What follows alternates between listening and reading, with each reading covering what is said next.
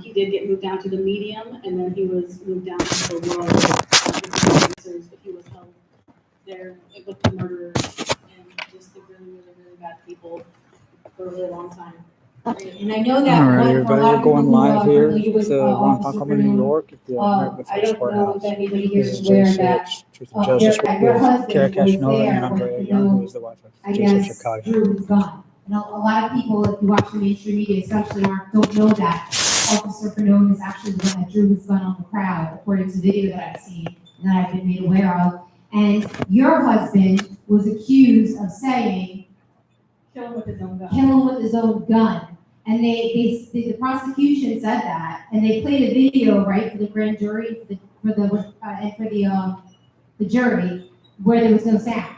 Yeah, there was no sound at first, and then there is sound, and he never said Right, it. so conveniently, there was no sound when they first played that video for the grand jury, and the prosecution filled in the blanks and they said kill him with his own gun.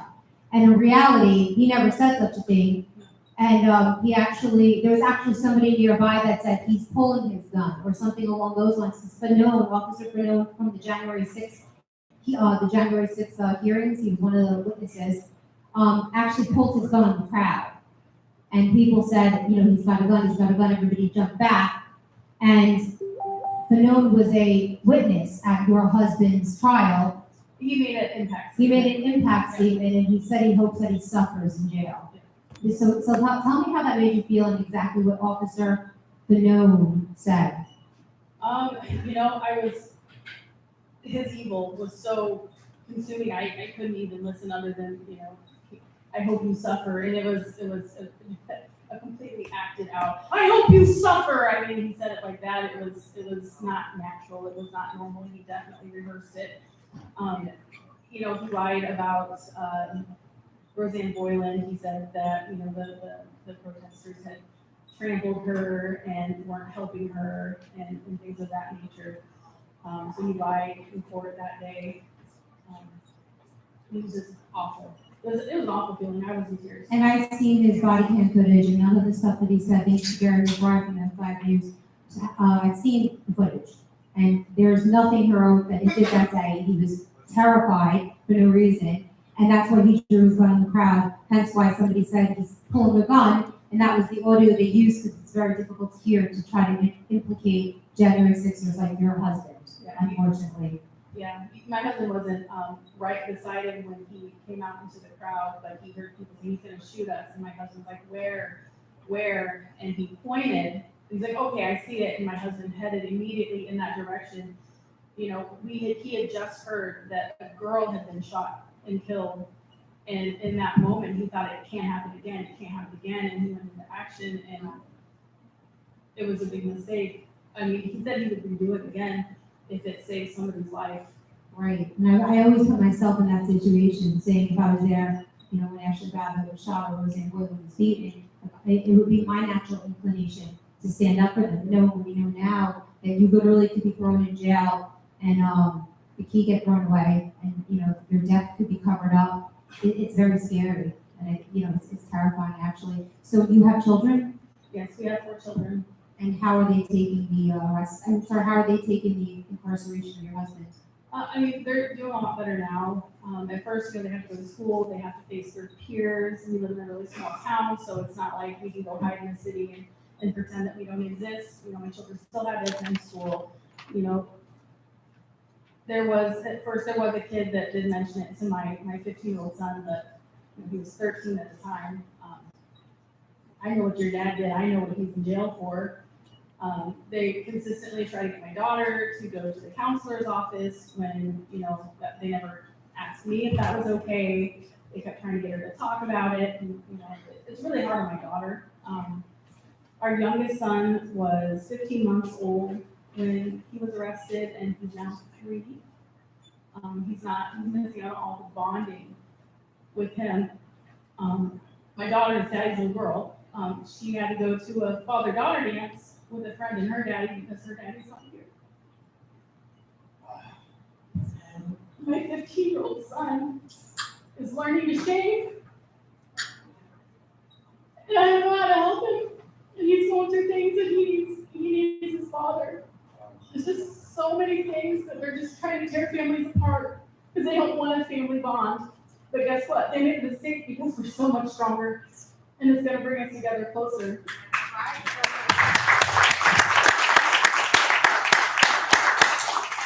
Thank you for sharing that. I've heard so many, there's been similar scenarios where the kids are really suffering. I spoke recently to two kids on a Zoom who belonged to a J6er, and they couldn't even open their mouths without crying. Because we were going to try to interview them, because the kids that were really been interviewed, just try to show America there's little kids that their father is being taken away. And we tried to do a rehearsal to see if they could open up, and they just couldn't even open their mouths without just running off camera and crying. It's so sad. I'm so sorry. I'm hoping that something good will come out of. Hopefully, Trump's arrest will expose this more. Hopefully, the next president will pardon the January 6ers. I'm praying for that, and I'm hopeful. How do you stay hopeful? I stay hopeful, knowing that there's so many people out there advocating for January 6th. That just makes it so much easier. Nikki and Nicole and all these other groups that are the American Blue Arm Chronicles book. There's so many people out there. It's like a big family, right? Absolutely. Would you say that's sort of like the silver linings, anything, all the patriots you've met and all the families of the January 6ers? Tell us a little bit about that. It keeps us at peace, knowing that we're not alone in this. When we felt isolated in the beginning and finding each other, I think that's amazing. Somebody, Tammy said the other night, Tammy Pennyman, Tammy Perriman said, they're my J6 cousins. Yeah. My J6 cousins. It's like family. And I'm not a J6er, thank God I don't have a family member in prison, but I got to know so many of you guys that I feel like I'm sort of an extended cousin too. Which is cool, because it's nice to have cousins everywhere, all across the country. So many people have come together. And so if people want to help out, how can they help out your family? I have a Give Send Go, and all you have to look up is Give Send Go Free Kyle, and he's up there, Kyle Young. It's not hard to find. Is he appealing? He can appeal. Yeah. There has to be a way though, because it was under duress and extreme terror. Never got They it. put these people under a year or two Never ago. got to submit video either. So I think that there has to be a way, but I'm not an attorney, but you should look into that. Do you think that now that Trump has been arrested, that from your experience in sitting in on a trial, do you think that he'll get a fair trial in Washington, D.C.? No, there's no way. No way. Do you think that there's a way that he could bring that 1512 charge, which all the January 6ers were charged with for the most part, 1512, which is obstruction of justice, it carries a 20-year sentence. So some guys that were in there literally just drinking whiskey or taking selfies were charged with 1512. And I believe the reason that they charge all these guys is to set precedent. So when they charge Trump with it, which they did, that they've already found hundreds of guys guilty of 1512 or were pled out to 1512. Therefore, they're going to say, well, Trump, of course, should get found guilty of 1512, which has nothing to do whatsoever Yes. with the crimes that they committed. That's right. Literally, it has nothing to do with what 1512 is. It was a law that was created after Enron pertaining to shredding documents and threatening witnesses. So how does going to a protest have anything to do with that? So your husband, I'm assuming, pled out to 1512? No, he All right, pled good. out to one count of impeding, assaulting, and resisting certain officers. One count. And just so people know what that charge means, if I discovered when they say impeding, so it sounds like a terrible charge. A lot of people will say things like, we support the non-violent January 6ers. I support all January 6ers, no matter what. Nobody belongs in prison for years, pre-trial. And any guy that was slightly violent or that was violent has paid his time, has paid his dues. They've been in there for over 2.5 years now. So I don't like when people say that. And when people say we'll only donate to non-violent offenders, a charge that you could see, like, what was the charge? Obstructing, impeding, or attacking a police officer. So literally, I know guys who were standing in the doorways blocking a cop's, maybe they were in a group of people, they were in the way of a cop. So they could get charged with obstructing, impeding, or assaulting a police officer. And in reality, they were just 10 feet away from a policeman standing in the way. It looks like such a terrible charge. It really does. And they never even hit anyone. So it's very deceiving, these charges. Do you have any final words? Like, have you learned anything positive that you could take out of this experience and share with America? It's not over, but it's gonna be over soon, and I just feel it in my heart, and it's just gonna make us stronger and wiser. Amen. God always wins in the end. Right. Thank you so much, Ms. Young. I really appreciate it. And thank you for your strength. And we're all praying for you. Everyone, please say a prayer for her husband tonight and her children, and that they're reunited soon. Thank you.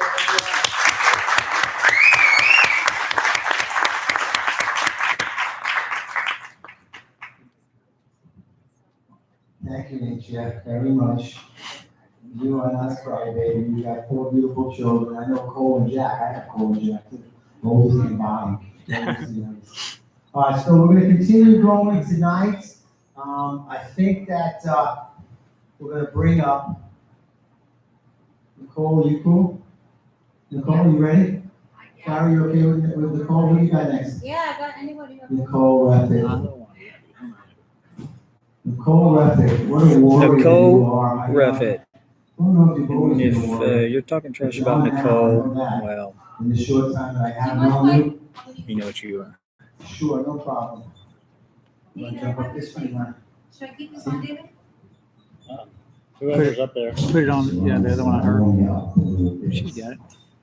Now, I David, Joe, love the J6ers, and they naturally all of them. I love the Freedom Corner friends that I made, you know?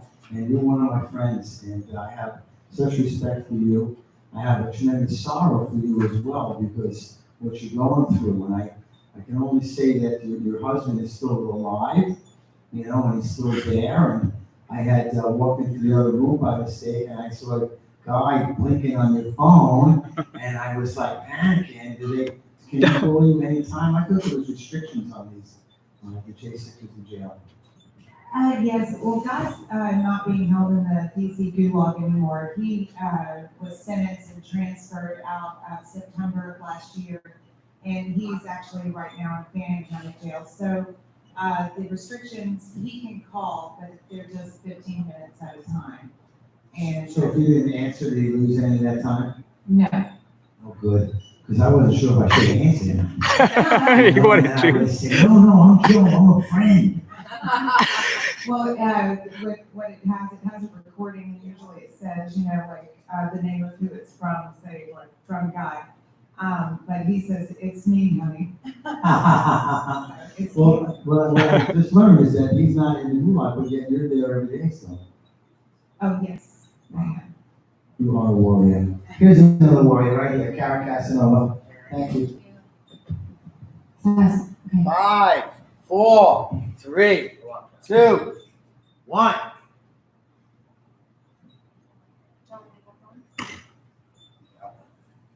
Sorry, guys. That's all right, we're filming. We'll cut it out. Don't worry, Johnny.